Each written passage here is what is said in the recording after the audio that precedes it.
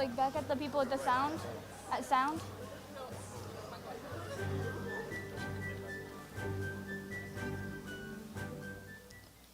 Everyone, please rise and join me in the Pledge of Allegiance. I pledge allegiance to the flag of the United States of America and to the republic for which it stands, one nation, under God, indivisible, with liberty and justice for all.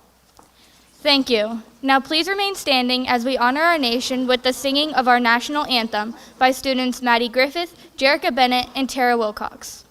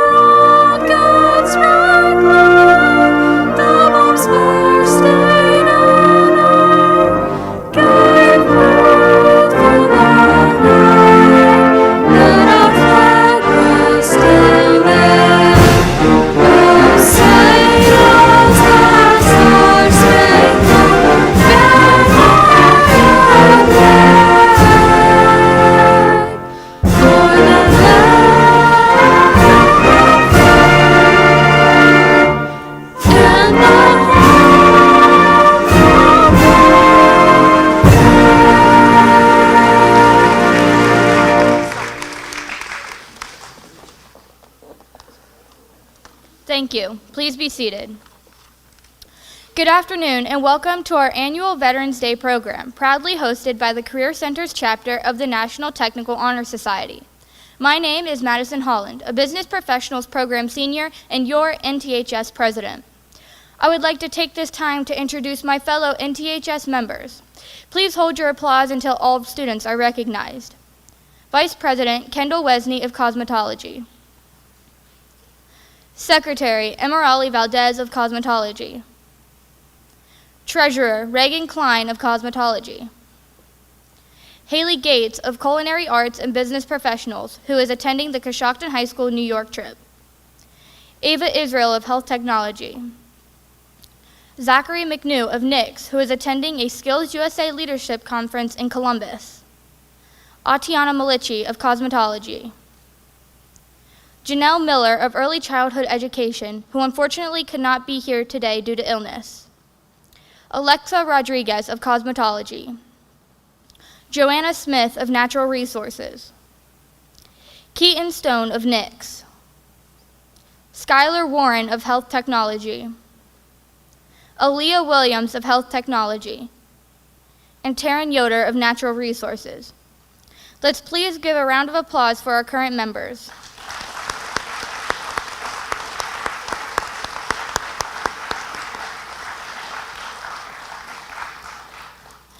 On behalf of the National Technical Honor Society, we want to thank New Point Church for the use of their facilities. Thank you for your partnership with our school and our organization. We would also like to thank Chrissy Herron and Doug Spiker for help with our practices and the production. Thank you to Jacob Heading and Claxton Communications for live streaming today's event. Special thanks to Corey Kaufman for her work in designing the programs, and Career Center administrators, Superintendent Mr. Matt Colvin, and Principal Mr. Andy Slaughter for their ongoing support of the National Technical Honor Society. I would now like to introduce our Vice President, Ms. Kendall Wesney.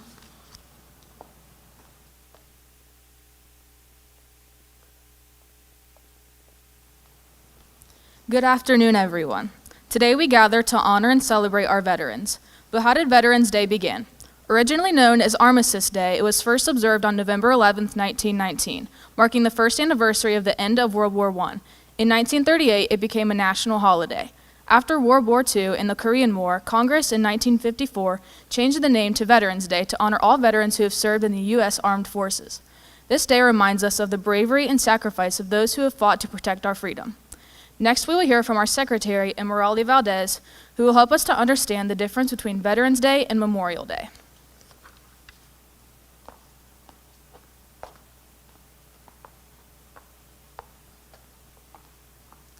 Thank you, Kendall. While both Veterans Day and Memorial Day honor those who served, they do so in different ways. Memorial Day, observed in May, honors those who died in military service. Veterans Day, however, celebrates all veterans, those who have served in times of war and peace, living and diseased. Today, we focus on expressing our gratitude to the veterans among us, recognizing their sacrifices and contributions to our nation. Next, please welcome Ms. Reagan Klein, who will discuss the significance of the red poppy.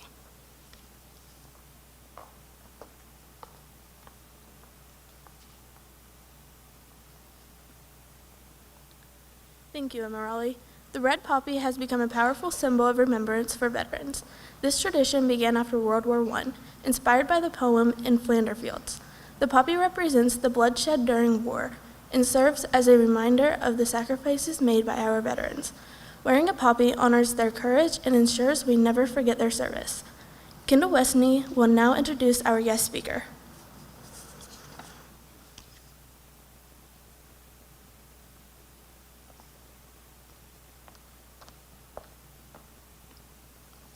I am honored to introduce Ms. Heather Stouffer.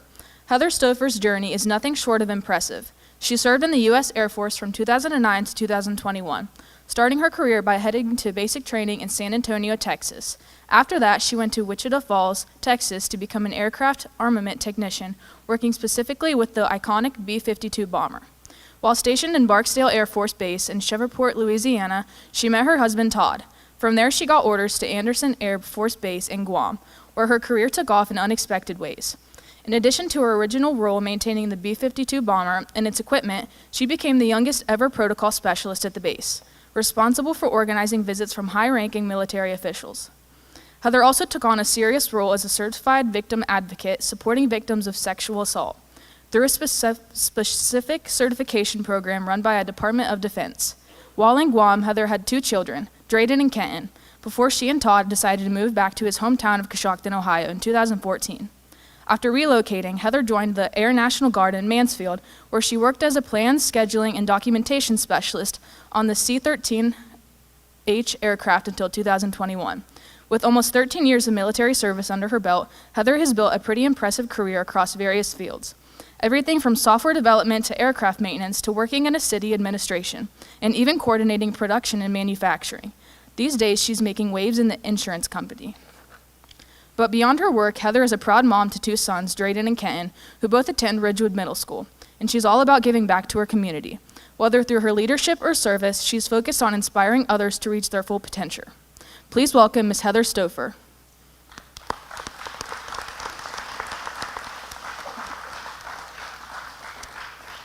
Good morning, everyone. So whenever people hear that I'm a veteran, the first thing they say is, "You don't look like a veteran." And it kind of makes me laugh because I think they're expecting a 70-year-old man, you know. So I wrote a few things down today.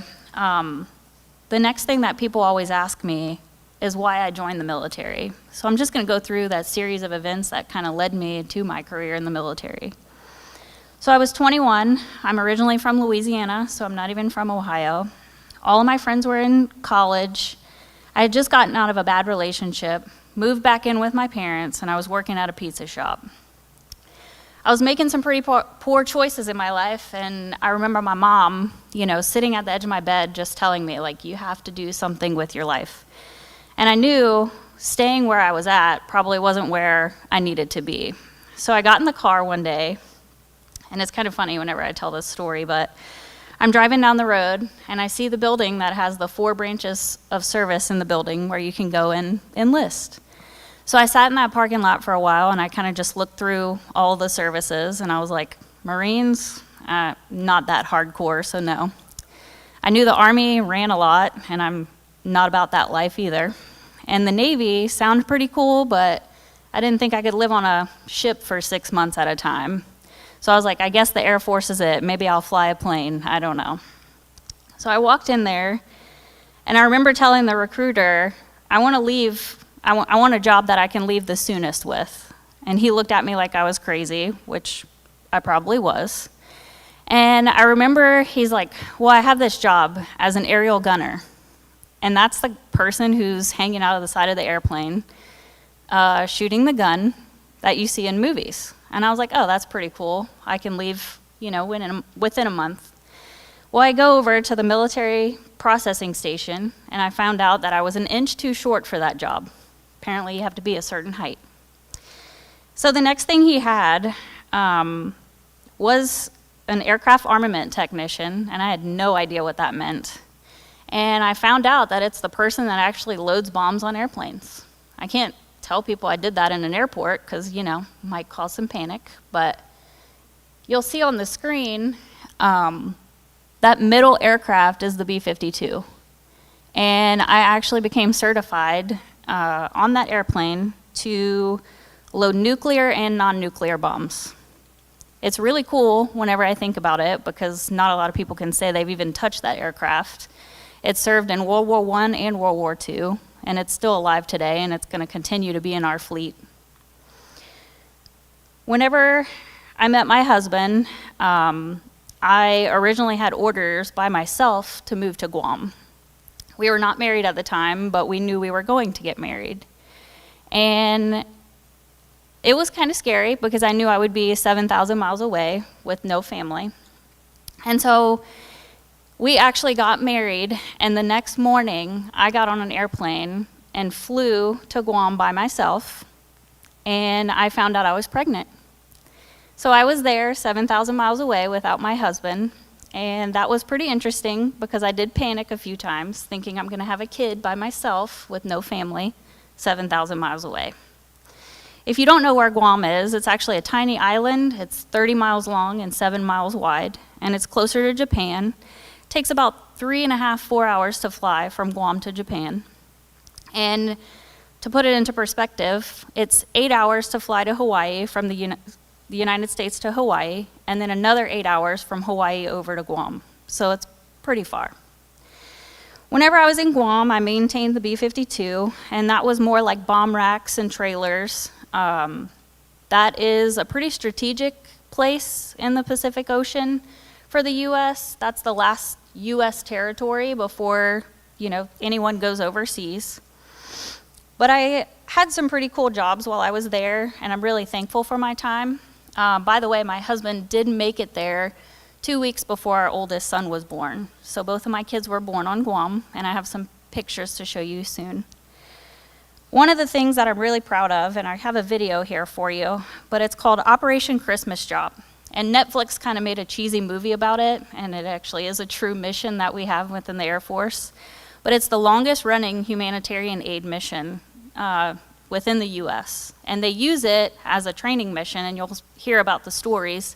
But it's really cool, and I actually got a medal from my time there. But I was the public relations officer that handled all of the media relations between the Air Force and the public. So I'll have them play that video for you.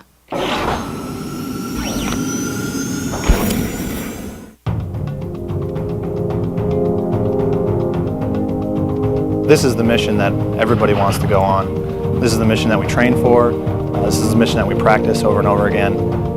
It's the best deal here at Yokota and probably in tactical airlift. It can't help but melt your heart and really make you feel proud as an American airman, a PACAF airman, as a citizen of the United States to go out there and do something amazing. This is an amazing opportunity.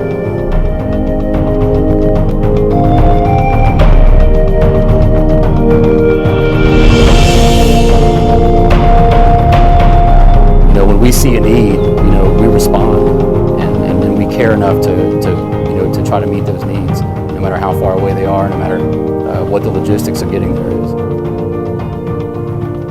I flew from Guam to the Federated States of Micronesia and took a missionary flight down to the island of Falala. Basically, my goal was to capture Operation Christmas Job from the islanders' perspective. It's a very unique culture. They don't have much of anything. There's no industry. I mean, it's a tiny little island, so it's not like they can go shopping and take trips and buy stuff to bring back. They really don't have anything. The further and further you go out in these island chains, the more primitive it gets. The less clothes they wear, the less they have. And so you know, the idea that we're providing them with much needed, you know, tools to survive, to fish with, you know, clothes to protect them.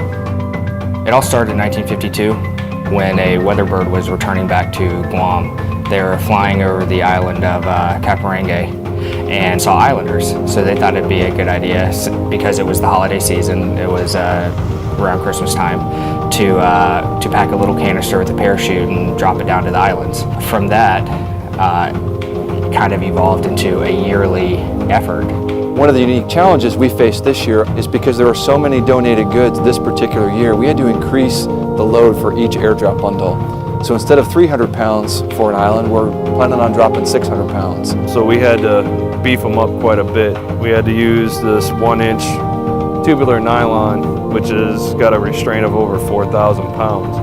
And for $15 per bundle, we're able to actually drop our failure rate to 0 and help more people than ever before. Christmas Drop has been awesome this year for us.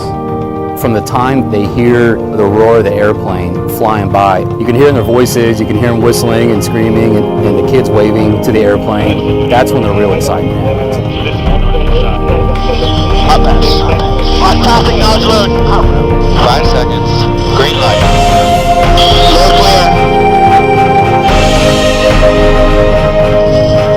Good drop.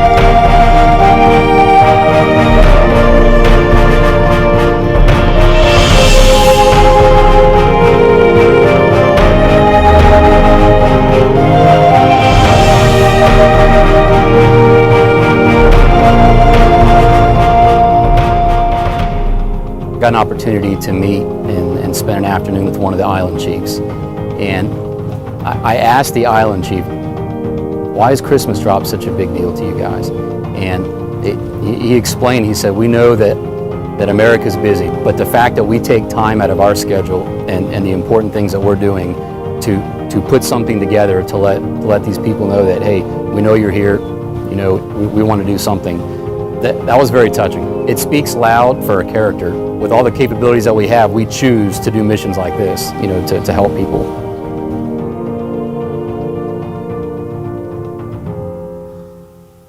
So yeah, that was a really proud moment within my career to be a part of something like that. I actually got to fly.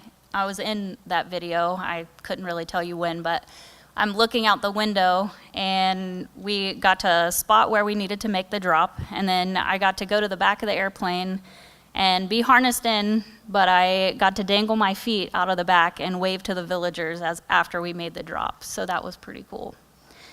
Other things that I've gotten to do while I was on Guam, obviously flying in the C-130, which that was the aircraft I was on, and the Marines have the Osprey. Might have another one of that. Whenever I was a protocol specialist, which you heard, I was dealing with high-ranking military and civilian individuals. And basically, whenever they landed, I was in charge of their flight there to the time they left. So their hotel, their car, everything that they were shown on base. It was pretty interesting to be a part of because I got to see more high-level military action there. Organizing military ceremonies, which, like something like this. And some other things that I got to be a part of, you can actually see up on the screen right now. Whenever I'm in blue, that's Toby Keith. He was a big advocate for the military community, but he came to our base a couple times, and I was able to meet him and talk with him.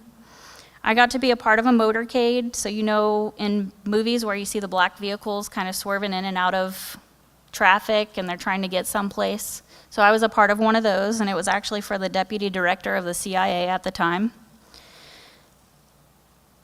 One night at 4 a.m., I got a phone call that I had to be out on the flight line, and Hillary Clinton, who was Secretary of State at the time, actually flew into our base. So I got to meet her, and I got to see what that operation looked like. Whenever the door opens on that aircraft, it kind of reminds me of an anthill. There's people everywhere. They're actually servicing her airplane in a black suit, which was kind of interesting to me. They don't get to wear, you know, laid-back clothes and get dirty. They're dirtying a black suit. Whenever we decided to get out of the active duty side of things and come into the National Guard, my husband said, I want to move to Ohio. And I've never been in snow, so it was a huge change from going from Guam, which is an island that's 80 degrees year-round, to here, where that year it actually snowed in October. So I wasn't too happy about it. I flew in the National Guard to many places because I was the historian of the aircraft, so all records came with me. I got to go to the Boneyard in Davis-Monthan. That's in Tucson, Arizona. That's where they retire a lot of the aircraft, so that was pretty cool to fly into. I got to fly in on a Black Hawk, so the helicopter that you see in movies as well. I got to visit multiple other bases, and I even reworked a whole maintenance process with a group of people, and I was given the Ohio Accommodation Medal, which is pretty cool because not a lot of people get that either. If you want, you can go to the next slide. So my kids were actually born on the island of Guam. They both have that cool story to tell. And they even have a certificate where the top of it says the government of Guam. So whenever they have an icebreaker in school, I guess they can tell that story. And next. So I put there a map up at the top where Guam is, so you can see that it's basically on the other side of the world. And their slogan there is where America's day begins, because it's the first American territory. And it actually is a day ahead of everyone. And next. So that bottom, it would be your bottom left. That's the Osprey. That is in the top right. That was a pretty cool flight. So that aircraft, actually the propellers are up whenever you're taking off, and it can go straight up and down, and then it moves forward so it can go this way. Kind of scary, but it was pretty cool to be a part of. My civilian career has taken me a lot of different ways, but I can tell you that my military career is what built strict professionalism for me to be able to do those different jobs.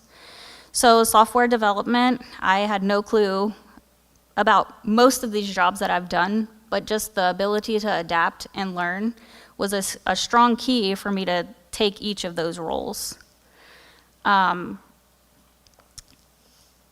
Whenever people ask me some lessons that I've taken from my military career into my civilian career, and I can tell you that there's 3 values that the Air Force actually beats into you at a certain point, but I've learned that those 3 things can actually make you pretty successful in your life. So integrity, being honest no matter who's watching. Obviously that's something that's going to build trust within you and also your coworkers, whoever you're working for. And then service. I kind of look at that as a serving heart. How can you help? Always go into it with how can I help you? And then excellence. Obviously you want to give 100% in everything that you do, but also kind of think, what will people say about your work after you're gone? So I just want to thank you today, and I hope that you've learned a few things from me, but if you have any questions, I would be happy to answer those. Thank you.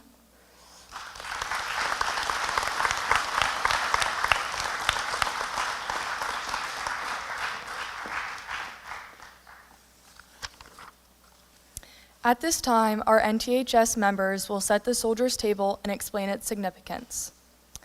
The tradition of setting a separate table in honor of our prisoners of war and missing comrades has been in place since the end of the Vietnam War. The manner in which this table is decorated is full of special symbols to help us remember our brothers and sisters in arms. Listen closely and help us to remember. The table is smaller than the others, symbolizing the frailty of one prisoner alone against his or her oppressors. The table itself is round to show that our concern for them is never ending. Remember.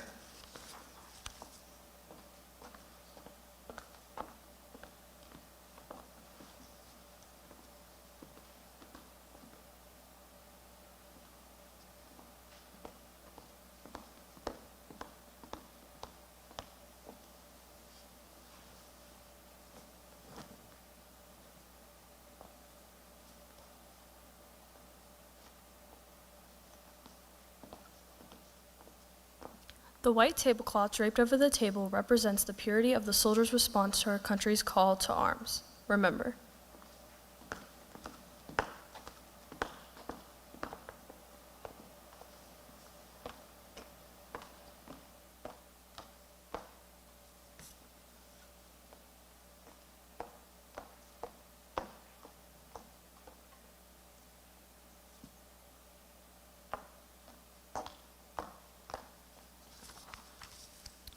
The empty chair depicts an unknown face, representing no specific soldier, sailor, airman, or Marine, but all who are not here with us.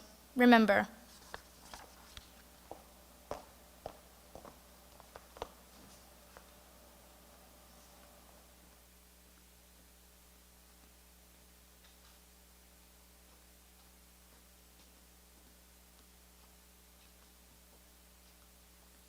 The Bible represents faith in a higher power and the pledge to our country founded as one nation under God. Remember.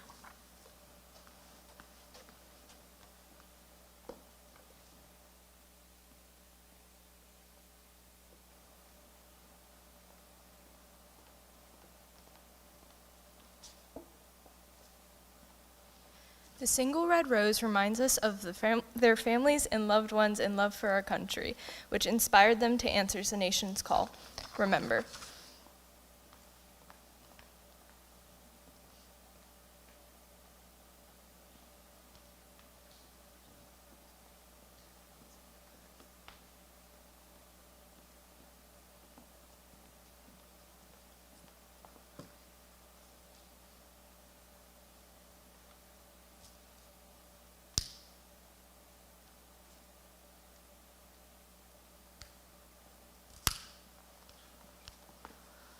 The candle and the yellow ribbon symbolize the everlasting hope, peace, and determination to account for those who are missing.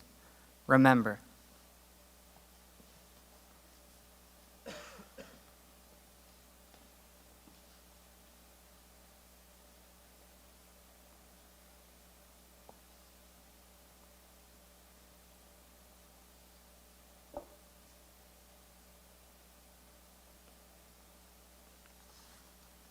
The slices of lemon on the plate remind us of the bitter fate of those captured and missing in a foreign land. The white napkin stands for the emptiness these warriors have left in the hearts of their families and friends. Remember.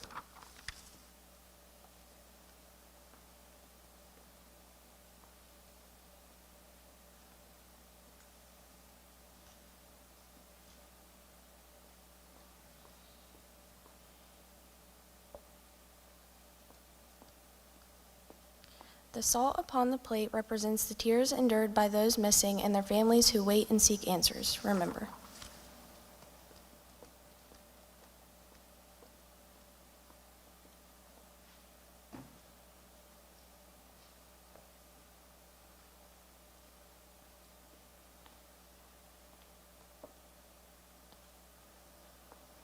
The glass, turned upside down, reminds us that our distinguished comrades cannot be with us to drink a toast or join in the festivities of the event.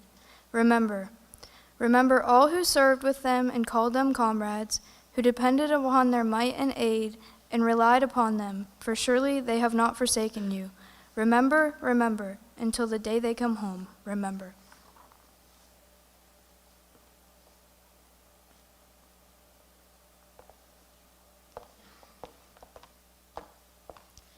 As we continue to honor those who have served and sacrificed for our country, please welcome back Maddie Griffith, Jerica Bennett, and Tara Wilcox for the singing of America.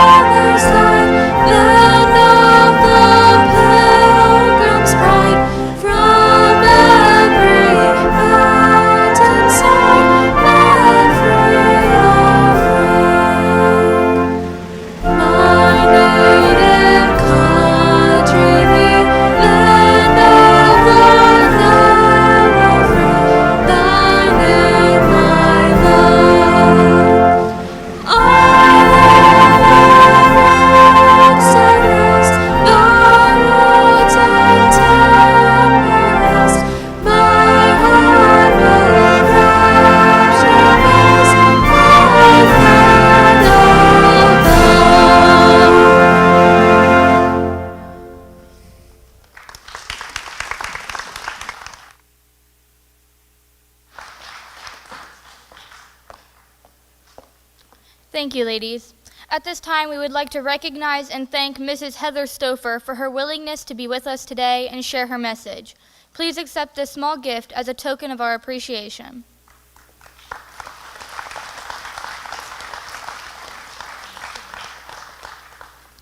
We would also like to thank Haley Jeffries from Haley's Floral Studios for her generous bouquet donation for Mrs. Stouffer. We appreciate the support from so many people and businesses in our community.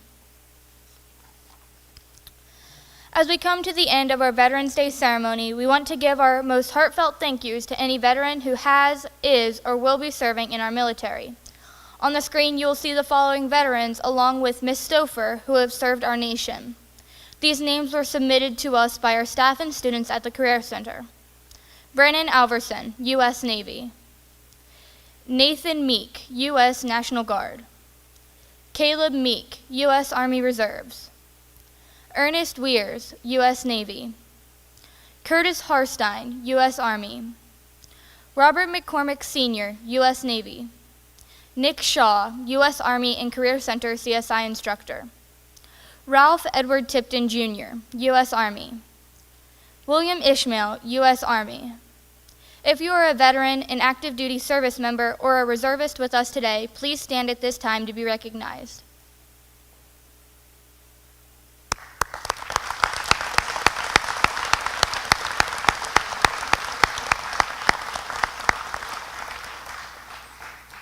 Thank you for your service. As we close our assembly today, we honor our veterans with the playing of taps. This simple 24-note melody has a deep meaning for all those who have served. Originally composed during the Civil War, taps was a signal call for lights out at the end of the day.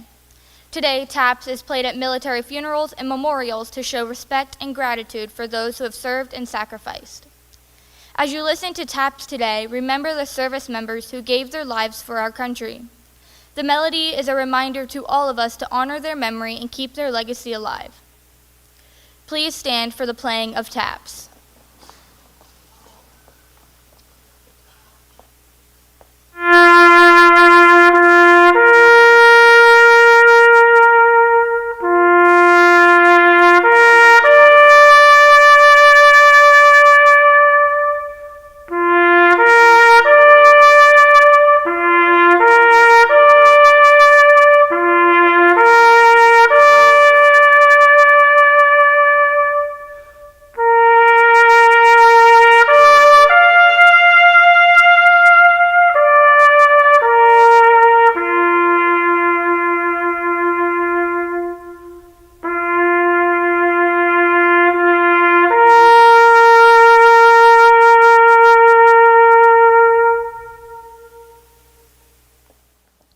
You may be seated. On behalf of the National Technical Honor Society, thank you for your attention during today's ceremony. At this time, Mr. Slaughter will offer some closing remarks.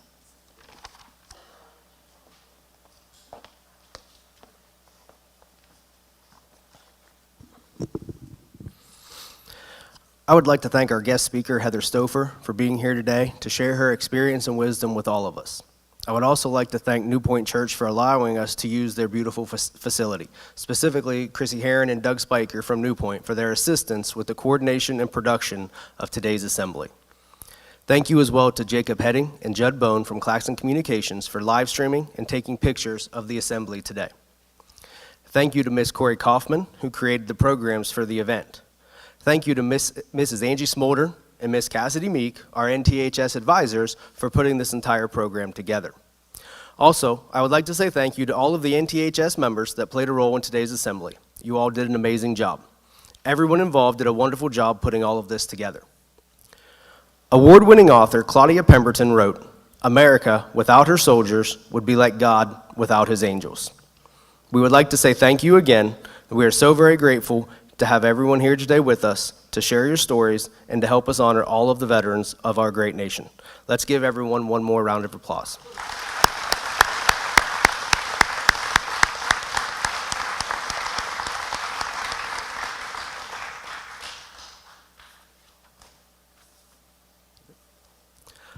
All right, thank you very much. At this time, we will start dismissing students by program to head out to the buses to head back over to the Career Center.